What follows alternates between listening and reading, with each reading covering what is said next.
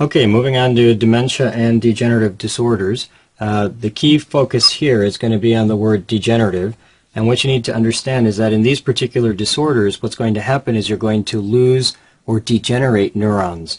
Now, let's go back to just a little bit of basics. So imagine for a moment that this is a coronal section through the brain. Of course, you have gray matter, and then underneath that gray matter, there's white matter. And then, of course, for example, here are ventricles. So there are two ventricles here, so these would be the lateral ventricles. And then adjacent to the ventricles, you often have additional gray matter. Now, this additional gray matter represents the deeper neurons present within the brain. And what you need to know about the degenerative disorders is that you're going to obviously degenerate neurons. And so the degeneration can occur up here in the cortex. And when you degenerate the neurons of the cortex, that's going to result in dementia.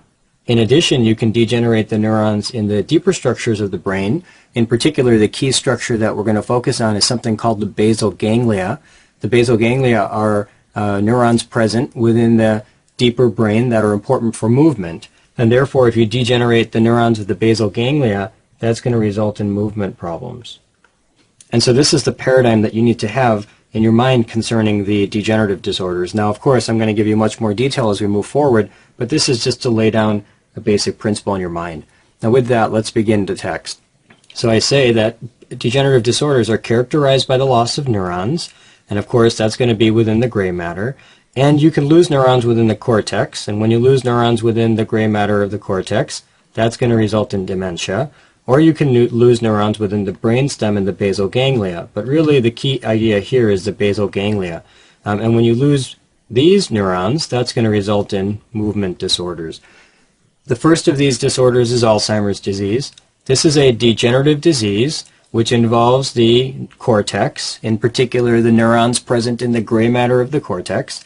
And of course, when you involve the cortex, you're going to create dementia, as I've just explained. And it so happens that Alzheimer's disease is the most common cause of dementia. Now, to understand Alzheimer's disease, you do need a little bit of a background, so let's take a step back.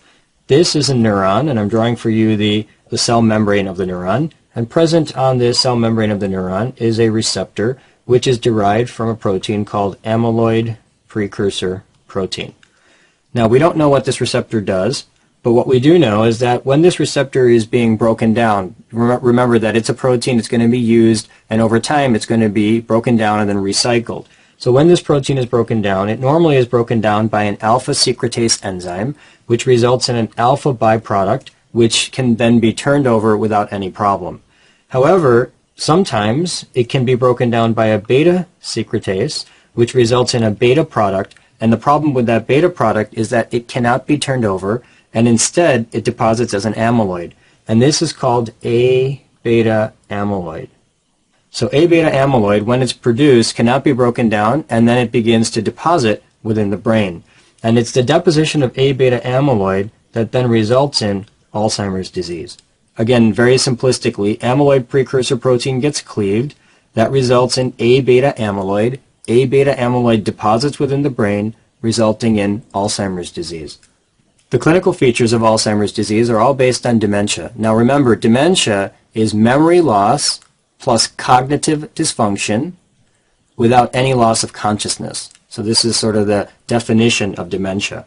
And so these patients get a slow onset memory loss. It's important to note that it's slow onset. It takes years to develop. And it begins with recent memory, and then it progresses to distant memory. Over time, they get progressive disorientation. They begin to develop cognitive dysfunction and begin to lose motor skills and language skills. In addition, they can develop behavior, personality changes. Eventually, the patients become mute and bedridden. And what's very important to note about Alzheimer's disease, especially early in the disease, is you do not get focal neurologic deficits. So for example, you wouldn't see features of Parkinson's disease, such as a pill-rolling tremor or akinesia or an expressionless face. In addition, you wouldn't see features of Huntington's disease like chorea, which are these random purposeless movements of proximal muscle. So focal neurologic deficits will not be seen early in this disease. When you consider the epidemiology of Alzheimer's disease, most cases are sporadic. I like to take a step back and just remind you that if this is Alzheimer's disease, you have the sporadic form, and then you also have something called the early form. Now, the key feature in the sporadic form is that the major risk factor is age. So with time, there's an increased risk of developing the sporadic form. And of course, this sporadic form is predominantly a disease of the elderly. Another important association here is that the risk is increased with the epsilon 4 allele of apolipoprotein E. And that's particularly high yield. Board examiners really like to go after that.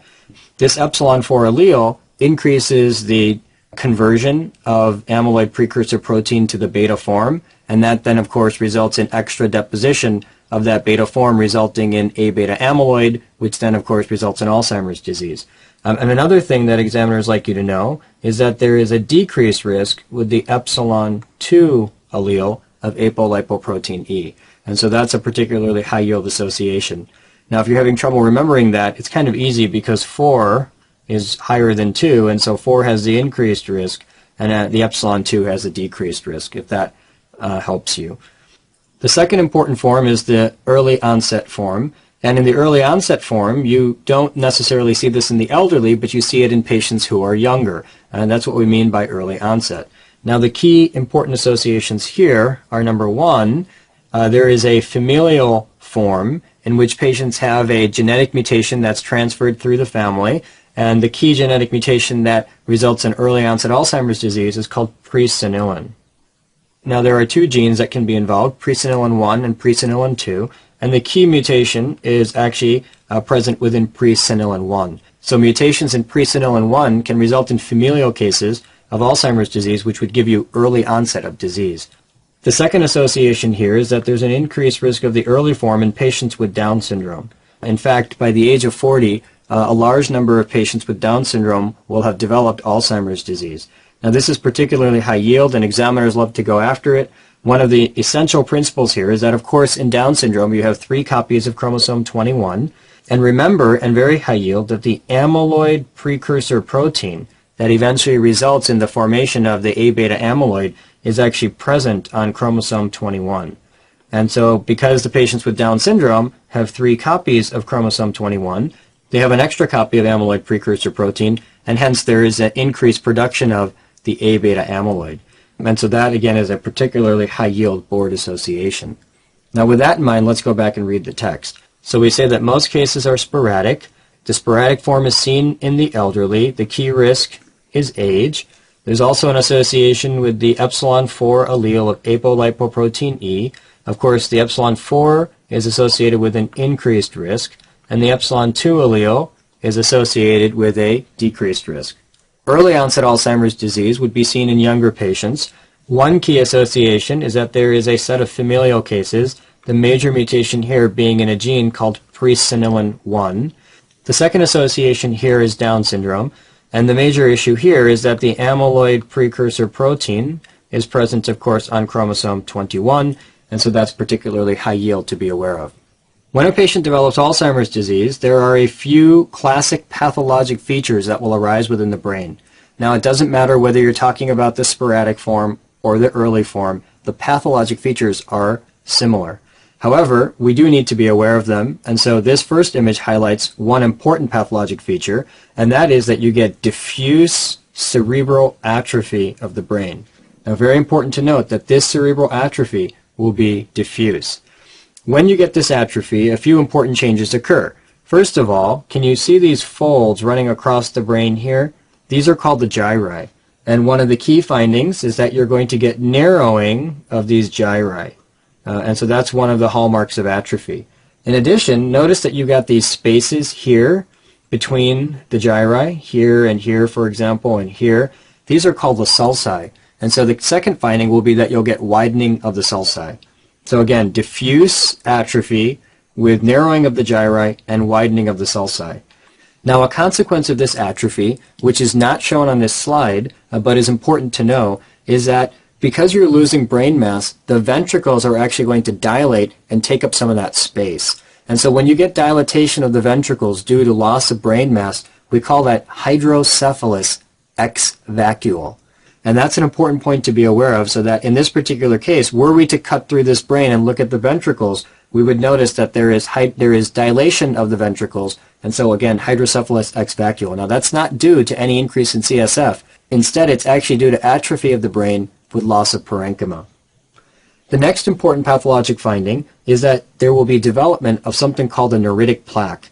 Now here, I'm highlighting for you a neuritic plaque, and a neuritic plaque has two major components. The first is that it has A-beta amyloid, and so you can see that there is this pink material which represents amyloid. Of course, this material is extracellular because amyloid is always extracellular.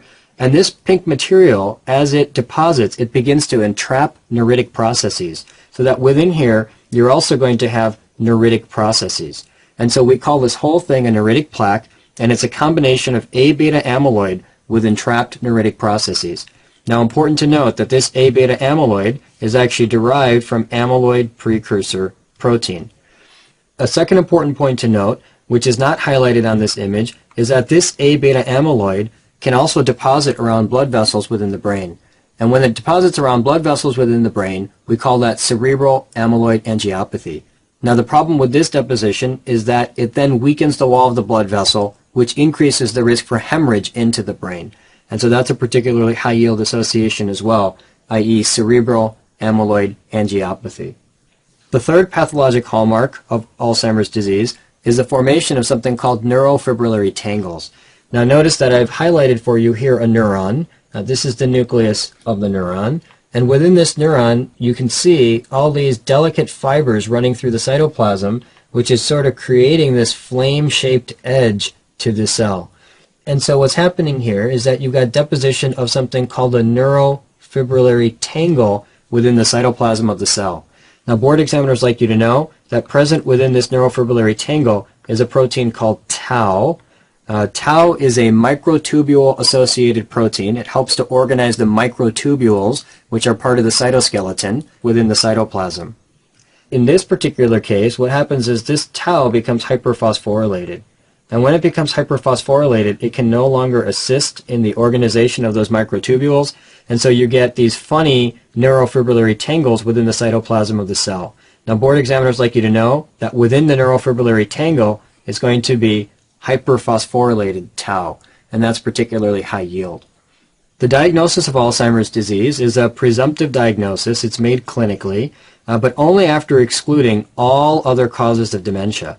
Now, the final confirmation, however, requires pathology, so it would be done at autopsy. However, of course, autopsy is often not available. But the true final diagnosis of Alzheimer's disease is actually both clinical and pathologic, and you put all of that data together to give a final true diagnosis of Alzheimer's disease. An additional type of dementia is called vascular dementia. The idea here is that you've got a problem with the blood vessels, for example, hypertension, atherosclerosis, vasculitis, which decreases blood flow to the brain. That decreased blood flow to the brain will result in multifocal infarction and injury, and that will eventually result in dementia. Now, the way I think about this is to simply go back and remind myself that when you have global cerebral ischemia, which again was one of the cerebrovascular disorders that we covered, I told you at that point that you can get mild, moderate, or severe global cerebral ischemia. And in the case of moderate, I told you that you would get damage to areas of selective vulnerability. For example, one of the areas that was going to get damaged was layers 3, 5, and 6 of the cortex, which represents the pyramidal neurons.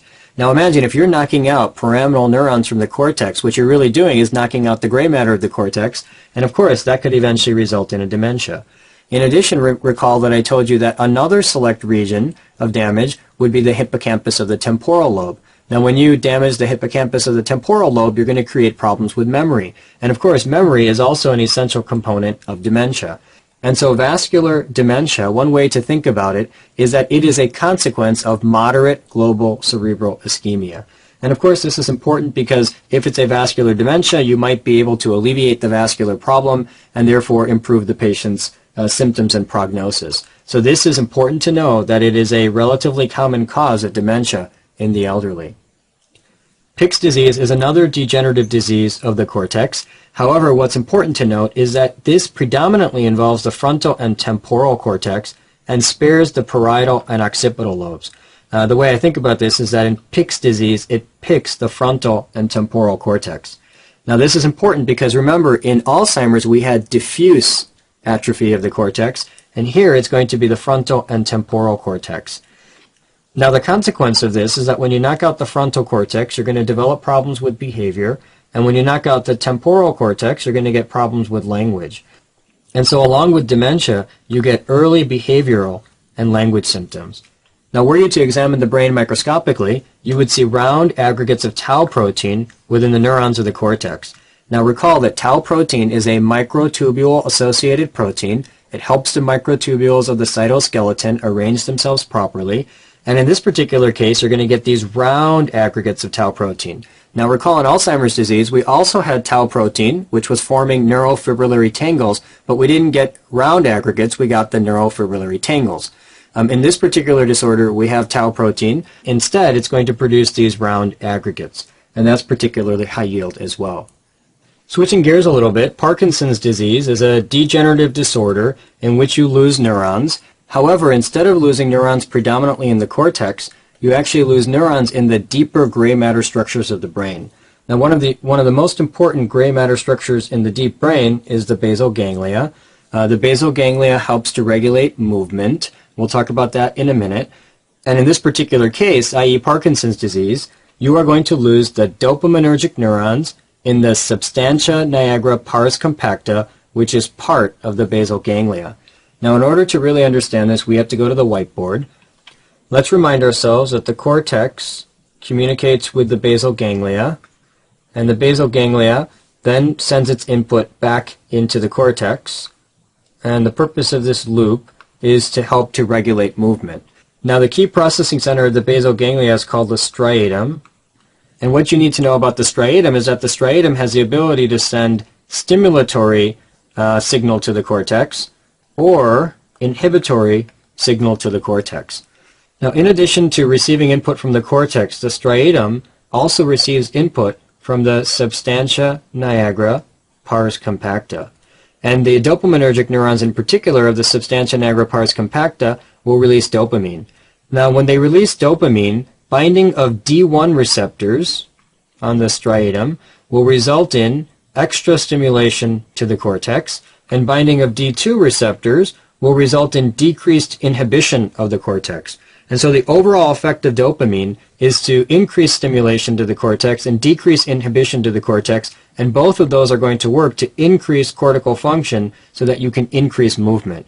And so the substantia nigra pars compacta has an effect on the striatum. This whole thing, by the way, is called the nigro-striatal pathway, and this pathway helps to initiate movement by increasing the overall signal to the cortex. Now imagine if you knock out the dopaminergic neurons of the substantia nigra pars compacta, which is what happens in Parkinson's disease, you're not going to get this increased stimulation to the cortex, and that's going to result in the movement disorders that are seen in Parkinson's disease.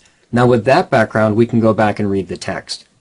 And so again, I tell you that Parkinson's disease is a degenerative loss of the dopaminergic neurons in the substantia nigra pars compacta, which is part of the basal ganglia.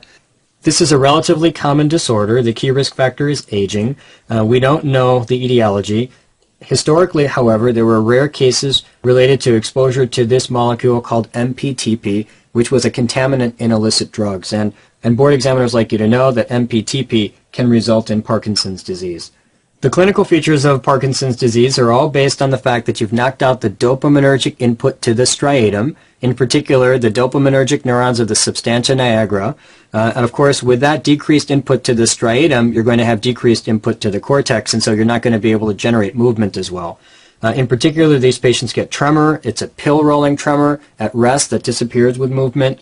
They get rigidity. This is this cogwheel rigidity of their extremities. They get akinesia, bradykinesia, which is slowing of all voluntary movements. One example of this would be that they get an expressionless face. It's as if they can't move even the muscles of the face to smile, for example. And then they can get a shuffling gait, again, because they're not able to establish their movement, and they get postural instability. All of this can be remembered by the mnemonic TRAP, T-R-A-P. Here's a picture of the pigmented neurons of the substantia nigra, and you can see that here you've got the normal pigmented neurons present within the substantia nigra, Here's a specimen from a patient with Parkinson's disease. Notice that you've lost the pigmented neurons in the substantia nigra, in particular the dopaminergic neurons in the substantia nigra pars compacta. The key finding is that within the neurons of the substantia nigra, you're going to see these round eosinophilic inclusions, which are called Lewy bodies. Now here, I've highlighted for you a neuron, and notice that within this neuron, you've got this round structure, which is called a Lewy body, and board examiners like you to know that this Lewy body is composed of alpha-synuclein, very high yield. This round Lewy body is composed of alpha-synuclein, and again, that's the hallmark of Parkinson's disease. One last high yield point is that over time, patients with Parkinson's can develop dementia. It's relatively common. However, it is seen late in the disease, for example, years into the disease.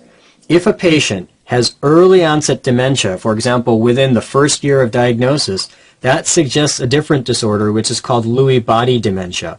And what's important about Lewy body dementia is that, of course, you get dementia with Parkinson's-like features. They can also have hallucinations. However, they get cortical Lewy bodies, which means that they have a lot of Lewy bodies within the gray matter of the cortex. And, of course, when you knock out the cortex, that's what's going to give you the dementia. So late dementia is part of Parkinson's disease. Early dementia, for example, within 1 year of the development of Parkinsonian features, would not be called Parkinson's disease. Instead, it would be called Lewy body dementia, and that's because you've got Lewy bodies in the cortex of the brain. Huntington's disease is another degenerative disorder of the basal ganglia. However, in this particular case, you knock out the GABAergic neurons in the caudate nucleus of the basal ganglia. Now, this requires a little bit of review, so let's remind ourselves that the cortex is going to provide signal to the basal ganglia. And in particular, remember we said that it was the striatum of the basal ganglia. And the basal ganglia, i.e. the striatum of the basal ganglia, is then going to send message back to the cortex, which is going to help to regulate movement. Now, what's important to note is the striatum is actually composed of two major gray matter structures. The first is the caudate, and the second is the putamen. So it's the caudate plus the putamen that forms the striatum. Now imagine if you knock out the GABAergic neurons of the caudate, you're going to lose an important component of the striatum, and this is then going to result in a movement disorder because you've damaged the basal ganglia. Now, one additional high yield point to know, and board examiners like to go after it, is that GABA is an inhibitory neurotransmitter. So that the GABAergic neurons of the caudate nucleus actually provide an inhibitory signal to the cortex. Now, the idea here is that your cortex is designed to move and fire muscle very quickly. Basically, imagine if you're playing baseball and you need to quickly move to be able to catch the ball. You don't want to have to think about it. You want to be able to have the circuit fire and the muscles move very quickly. However, you also don't want random firing of the circuit so that muscle begins to fly in different directions.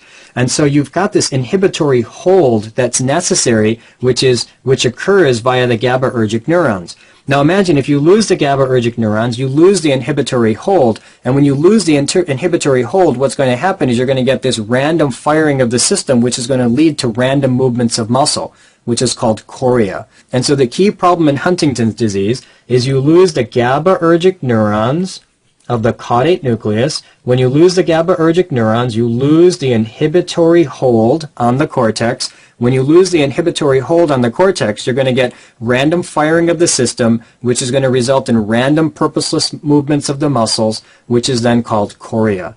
Now let's go back and review the text. And so I say that in Huntington's disease, you get loss of the GABAergic neurons in the caudate nucleus, and of course that's a key component of the basal ganglia.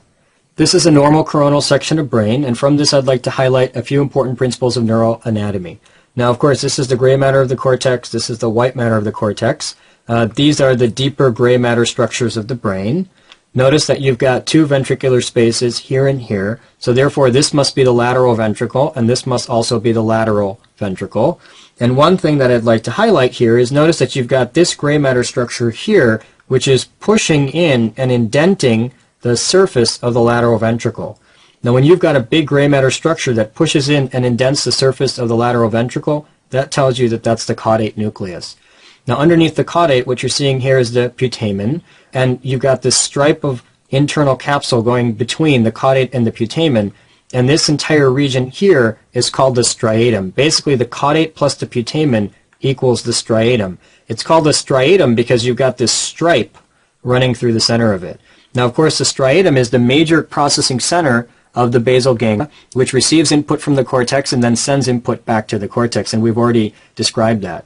Now, in this caudate nucleus, you've got GABAergic neurons, and these have an inhibitory hold on the cortex so that you don't randomly fire the system. When you lose the GABAergic neurons, you're going to lose that inhibitory hold, and so you're going to get random firing of the system, which is going to result in random purposeless movements, i.e. chorea. Again, it's all due to a degeneration of the GABAergic neurons here in the caudate nucleus. Now here's a coronal section from a patient with Huntington's. Notice that you've lost the caudate nucleus here and here. Of course, here's the putamen and here's the putamen. And when you lose the caudate nucleus, the ventricle opens up because there's more space because you've lost mass in the brain. And so you get dilation of the ventricles, which again is called hydrocephalus ex vacuole. It is not due to an increase in CSF, it's due to a loss of brain mass. And so the key finding again in Huntington's disease is degeneration of the caudate nucleus, in particular the GABAergic neurons of the caudate nucleus. Important to note that this is an autosomal dominant disorder. It's due to an expanded trinucleotide repeat, particularly CAG, you need to know CAG, in the Huntington gene. One very important feature of trinucleotide repeat diseases is that you can often see anticipation, which means that you can see the disease occur earlier in subsequent generations. So for example, the grandfather gets it at the age of 60, but the father gets it at the age of 55, and so the child anticipates getting the disease earlier, for example, at the age of 50. Now, board examiners like you to know that anticipation is due to further expansion of the trinucleotide repeat, and very high yield, that expansion occurs during spermatogenesis. That's particularly high yield. Of course, patients with Huntington's disease are going to have chorea. Chorea is a rapid involuntary contraction of muscle. They can also get something called athetosis. Athetosis is when you get these slow, involuntary, snake-like movements of the fingers. Board examiners like you to know about athetosis as well. This can eventually progress to dementia, and so you could have dementia as a component of Huntington's disease. Eventually, patients also can get depression, and suicide is a common cause of death. Moving on to normal pressure hydrocephalus, this is a possible cause of dementia in adults. Now the idea here is that you get increased CSF, which then dilates the ventricles, and when you get dilation of the ventricles, you get stretching of the corona radiata, which are the nerve fibers that are running along the edge of the ventricles. And so when you get stretching of all these nerve fibers, that's going to result in a classic triad. And that triad is urinary incontinence, gait instability, and dementia. Now, one of the mnemonics that students like to use is wet, wacky, and wobbly. And of course, the wet refers to urinary incontinence, the wobbly refers to the gait instability, and the wacky to the dementia. Now, because this is due to increased CSF, one of the hallmarks of this disorder is that when you do a lumbar puncture, the symptoms will improve. That's particularly high yield. And taking this one step further, the treatment then would be to shunt CSF from the ventricles into the peritoneum, and that's called a VP shunt. Now the last point that I'd like to make is why is there an increased CSF in these patients? Well, let's go back and remind ourselves that the CSF is produced by the choroid plexus that lines the ventricles, and that the CSF is drained by something called arachnoid granulations. Let's go back.